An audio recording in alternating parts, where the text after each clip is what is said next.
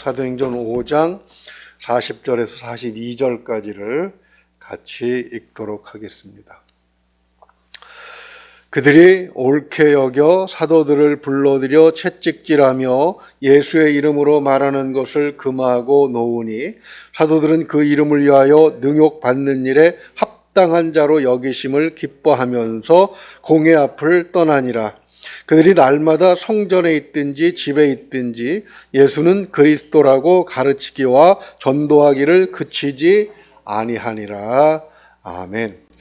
부활을 믿지 않는 사두개인들은 사실 믿음이 없다고 봐야 되겠죠. 그들이 하나님과 율법을 언급할 때 그것은 단지 자신들의 이익과 권위를 뒷받침하기 때문입니다. 그들은 하나님으로부터 오는 권위를 부인하기 때문에 로마 황제로부터 성직을 돈을 주고 그리고 충성을 맹세하고 구입했다고 말씀드렸습니다. 그러한 부끄러운 행위를 함에도 조금도 망설임이 없는 것이죠. 대제사장이 어떤 직분입니까? 우리가 출애굽기에서 살펴본 것처럼 그 위임을 받은 대제사장은 성소에서 하나님을 섬기고 그리고 백성들 앞에서는 하나님을 대신해서 서는 사람들이죠.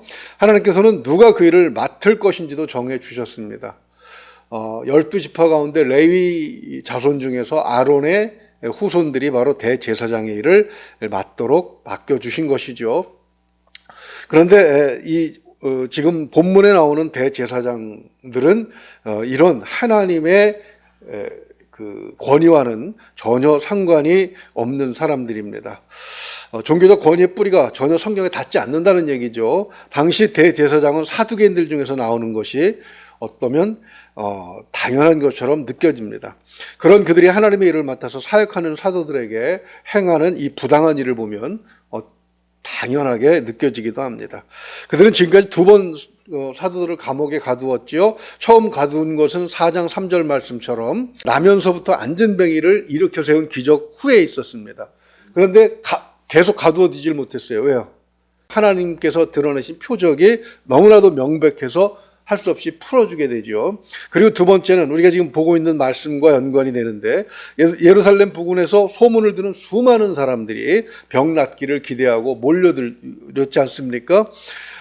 그것을 본 이 사두개파 사람들은 마음에 뭐가 가득해서 5장 17절 말씀처럼 시기가 가득해서 사도들을 옥에 가둡니다. 하나님은 이때 그 바리새파 사람 가말리엘을 사용하셔서 사도들을 풀어주게 하셨죠.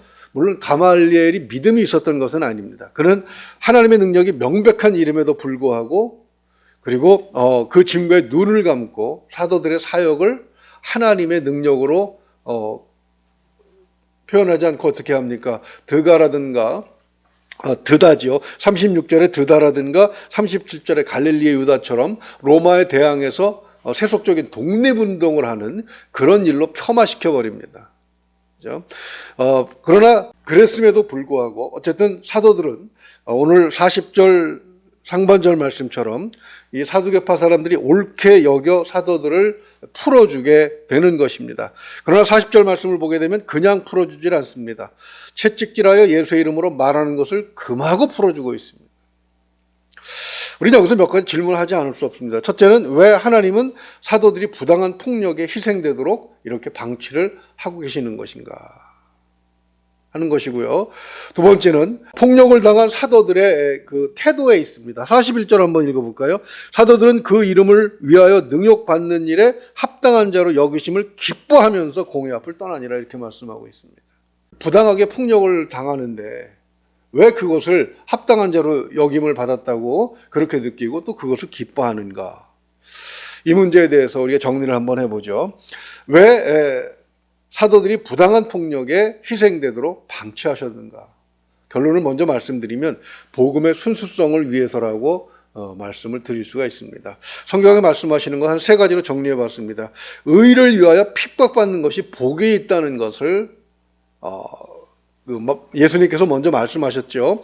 마태복음 5장 10절에서 12절을 보면 이렇게 말씀하십니다. 의를 위하여 핍박을 받는 자는 복이 있나니 천국이 그들의 것임이라. 나로 말미암아 너희를 욕하고 박해하고 거짓으로 너희를 거슬러 모든 악한 말을 할 때는 너희에게 복이 있나니 기뻐하고 즐거워하라. 하늘에서 너희의 상이 큼이라. 너희 전에 있던 선지자들도 이같이 박해하였느니라. 이것은 세상이 죄악되었다는 것, 이 세상이 하나님의 심판을 기다리는 죄악된 세상이라는 전제를 깔고 있습니다. 그 세상에 복음을 전하는 일이기 때문에 세상으로부터 죄악된 그 사탄의 그 세력으로부터 저항을 받는 것은 너무나도 당연한 일이고, 이것은 복음을 전하는 의인들이 마땅히 감당해내야 할 그런 일이고, 바로 그것이, 그 고난을 받는 것, 그 폭력의 행사를 받는 것이 의인이 겪는 마땅한 일이라는 것입니다. 그건 뭐 오늘날도 민주화되고 자유화되고 언론의 자유가 있고 신앙과 사상의 자유가 있는 지금도 이것은 마찬가지인 것 같습니다. 많은 사람들이 지지한다고 해서 그것이 진리는 아니잖아요. 소수 한두 사람이 발견한 진리, 그것을 드러내기 위해서는, 그리고 그것이 진리로 받아들여지기 위해서는 수많은 세월이 필요하고, 그것을 진리로 믿는 사람들의 희생은 이 신앙이 아니더라도 세상, 죄악된 세상이 그것을 요구합니다. 왜냐하면 거짓으로 이익을 보는 사람들이 너무나도 많기 때문에 그렇습니다. 우리가 청문회 이야기를 자주 합니다만, 그 어떤 높은 자리에 올라가는 사람들, 장관쯤 되면은 이미 대한민국에서 최고로 높은 사람들 아닙니까? 그 자리에 올라가기까지 그들의 능력과 그들이 공부한 것, 그들이 쌓은 업적들은 대단하다고 할 수가 있습니다. 평범한 사람들은 상상도 할 수 없는 그런 과정을 거쳐서 그 자리까지 올라가는데, 막상 이 국회 청문회 석상에서 뒤집어 놓고 보면 속은 우리보다 더 안 좋은 경우도 많더라. 그래서 아까운 사람들이 그런 일들 때문에 그 자리를 차지하지 못하고 떨겨나는 것을 보면서 세상은 그렇구나라는 생각을 하게 됩니다. 여기에다가 진리를 전해야 되기 때문에 당연히 저항을 받는 것이죠. 그래서 사도 바울은 빌립보서 1장 29절에서 고난을 받는 것이 심지어는 의인의 특권이라고까지 이야기하고 있습니다. 그리스도를 위하여 너희에게 은혜를 주신 것은 다만 그를 믿을 뿐 아니라 또한 그를 위하여 고난도 받게 하려 하심이라. 하나님께서 우리에게 은혜를 주셔야만 그러한 고난을 견딜 수 있는 힘이 생긴다는 거죠. 아무나 그런 고난을 겪을 수는 없다는 것입니다. 오직 복음으로 은혜를 받고 내가 이 복음을 위해서 살아야 되겠다라고 결심한 사람들만이 그 고난을 기쁘게 받아들이고 그 고난을 통해서 성장해 갈 수 있는 것이죠. 사도 바울이 그랬고 사도들이 그랬고, 지금도 선교 현장에 가보면 많은 선교사들이 또 그 세속적인 권력으로부터 오는 그런 고난을 당연한 것으로 받아들이고 또 기뻐하면서 그 난관을 뚫고 어쨌든 복음의 씨앗을 뿌리려고 애를 쓰는 것들을 많이 볼 수가 있습니다. 물론 그렇지 않은 사람들도 있습니다. 그러나 하나님께서는 그렇지 않은 많은 사람들 가운데서 이 고난받는 것을 의인의 특권으로 여기는 은혜 받은 사람들이 활동할 수 있도록 이 길을 열어주시는 것을 우리는 오늘날에도 볼 수가 있습니다. 세 번째, 이 중요한 것은 뭐냐면 역사적 사실들로 보게 되면 결국은 비겁한 자를 거르기 위한 것임을 알 수가 있습니다. 이 사도들이 갇히는 5장 17절에서 42절 전에 어떤 일이 있었습니까? 그러니까 12절에서 16절이 사도들이 옥에 갇히게 되는 원인을 제공하는 것이죠. 사두개파 사람들의 마음에 시기를 불러일으킨 사건. 그 이전에 어떤 일이 있었습니까? 5장 1절을 보게 되면 아나니아와 삽비라가 나옵니다. 교회는 순수하게 은혜를 받고 또 하나님의 능력을 체험하고자 나오는 사람들도 있지만, 그죠? 이렇게 순수하게 자신의 고통 속에서 병고침을 받고 하나님의 능력을 간절히 사모하는 그런 사람들도 있지만, 이 교회 사람들이 모인 바로 이런 것들을 이용해서 무엇인가를 추구하려고 하는, 사적인 이익을 추구하려는 그런 사람들도 있기 마련입니다. 제가 항상 그런 이야기를 합니다만, 선거 때가 되면 목사들은 참 고통스럽습니다. 왜냐하면 그 지역사회에 좀 이름이 있는 정치가나 또 높은 사람들이 수시로 찾아와서 이 예배 시간에 강대상 한 번만 빌려달라고. 이 강대상이 정치 선전을 하라고 하나님께서 주신 것이 아니잖아요. 그리고 막 헌금을 뭉태기로 합니다. 막 이렇게 두꺼운, 일부러 그 수표 한 장이면 될 걸 10,000원짜리로 해가지고 그죠? 두껍게 만들어서 봉투 올려놓고, 그런 유혹을 이겨내고 강대상을 순수하게 지키는 것이 그렇게 쉽지만은 않습니다. 왜냐하면 지나가고 나서 선거 후에는 또 해코지를 할 수도 있다는 사실을 우리는 너무나도 잘 알기 때문에. 그런 일들을 통해서 비겁한 자라고 성경에서 말씀하고 있는데 순수한 의도가 없는 자들을 골라낼 수 있는 그런 일이 되는 것이죠. 역사적으로도 그런 일들은 너무나도 많이 볼 수가 있습니다. 3.1운동에 34인이 그 독립선언서를 기초하지요. 그 중에 17명이 기독교인이라는 자부심을 우리 교회는 가지고 있습니다. 그렇지만 그 자부심을 여지없이 무너뜨린 것이 언제입니까? 신사참배 때입니다. 옥에서 고난당하는 사람은 주기철 목사님을 비롯해서 몇 명 되지 않아요. 오히려 일반 성도님들이 2,000명이 넘게 신사참배를 거부하고 감옥에 가서 고난을 같이 겪습니다. 오히려 교회 유명한 분들은 비겁하게 일본에 타협을 하고 거기로부터 힘을 여러 가지를 얻고 그리고 교회의 순수성을 더럽히고 그것 때문에 지금까지도 교회가 갈라지고 찢기고 상처를 치유하지도 못하고 그로 인해서 많은 어려움을 교회는 지금도 겪고 있습니다. 중국말에 그런 말이 있습니다. 그 말이 천리마인지를 알려면 천리를 가봐야 한다. 그 전까지는 천리마나 그냥 일반 말이나 똑같다는 얘기죠. 그 말은 사람이 인재인가 하는 것은 고난을 겪은 다음에 확인이 된다. 그런 뜻입니다. 옛날에 어렸을 때 그 실업이라는 과목이 있었습니다. 중학교 때. 초등학교 때도 있었죠. 실과라는 이름으로 공부를 했었는데 그때 선생님이 실습을 합니다. 벽지를 뿌리는 그걸 왜 그렇게 공부를 시켰는지 모르겠지만 비커에다가 소금물을 담아놓고 벽지를 한 줌 올려놓은 다음에 보면은 물에 뜨는 것이 있고 가라앉는 것이 있습니다. 그래서 물에 뜨는 것은 버리고 가라앉는 것만 논에다가 뿌려서 벽지로 활용한다는 그런 그 교육을 받았던 생각이 지금 뚜렷합니다. 계란을 부화용으로 사용할 때도 역시 그런 방법으로 판별을 합니다. 왜 그렇습니까? 주님께서는 마태복음 13장에서 그 이유를 분명하게 말씀하셨죠. 씨앗을 뿌릴 때 그죠? 4가지 밭이 있습니다. 길밭이 있고 돌짝밭이 있고 가시덤불이 덮인 밭이 있고 그다음에 뭐가 있습니까? 옥토죠. 옥토는 어떻게 해서 생겨납니까?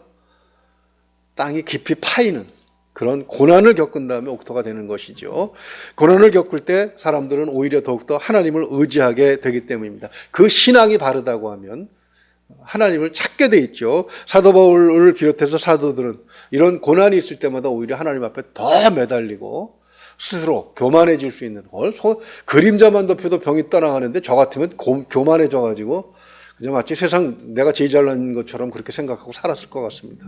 그런 능력을 안 주신 게 얼마나 감사한지 모르겠어요. 그러나 더불어 사도 바울에게는 가시를 주셨습니다, 몸에. 그래서 가시를 빼기 위해서 어떻게 해요? 하나님 앞에 3번. 신학자들은 이게 3번 40일 금식 기도를 3번 한 것이라고 그렇게 설명을 합니다. 그렇게 해도 하나님께서 돌아온 답변은 무엇입니까? 내 은혜가 내게 족하다. 바로 그런 고난 때문에 더욱더 하나님을 찾고 의지하고 기도하고 그러면서 기도하는 가운데 복음 전하는 자의 그 사명을 인식하고 순수하게 복음을 위해서 살아갈 수 있었던 것이죠. 그러므로 사도들이 41절에서 매를 맞고 능욕을 당하는 것, 이것이 그냥 일은 아닙니다. 로마 시대 채찍을 보니까요. 우리 40절을 보게 되면 그들이 옳게 여겨 사도들을 불러 무엇을 하며 그냥 몽둥이로 때린 것이 아니고 채찍질을 했다고 되어 있습니다. 로마의 채찍을 보니까 채찍 끝에 뭐가 달려있냐면 납이 달려있어요.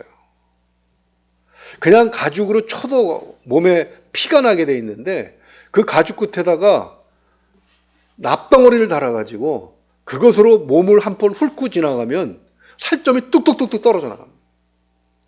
그러니까 지금 사도들이 풀려날 때 어떤 모습으로 풀려나겠습니까?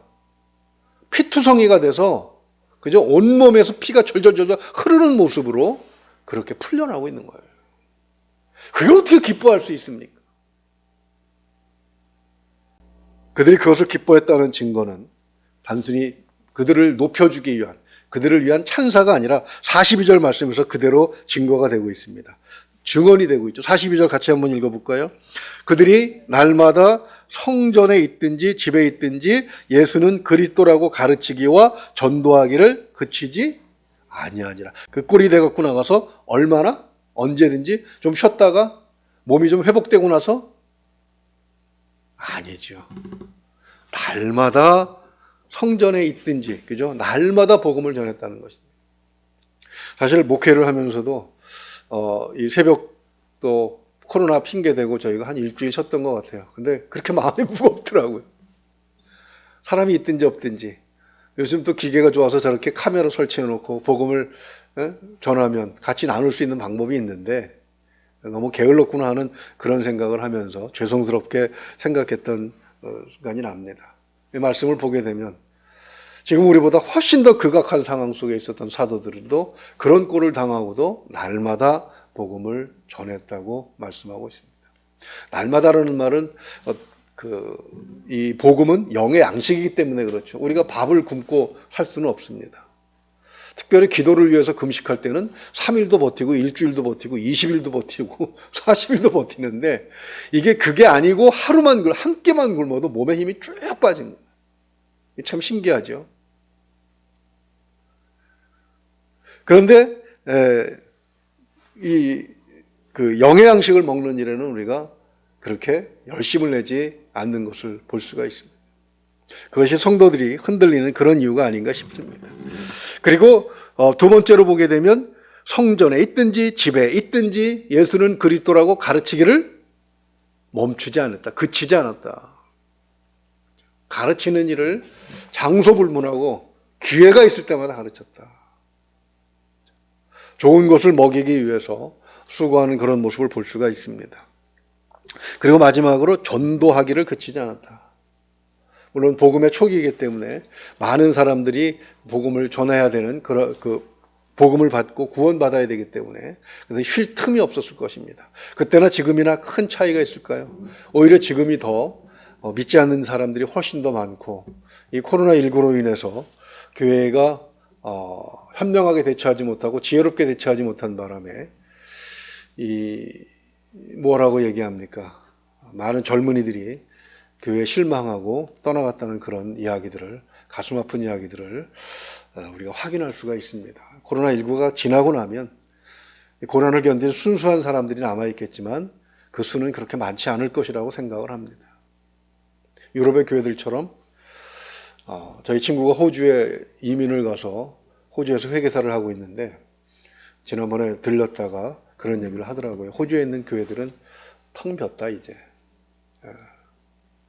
심지어는 브리즈번이라고 하는 호주 남부에 있는 도시의 교회는 나이트클럽 술집으로 사용되고 있다. 그런 이야기를 하면서 한국은 어떠냐라고 그렇게 질문을 했을 때 우리는 아직은 괜찮다라고 얘기를 했습니다만 이 코로나19가 지나가고 나면 어떤 현상이 나타날지 가슴이 아픕니다.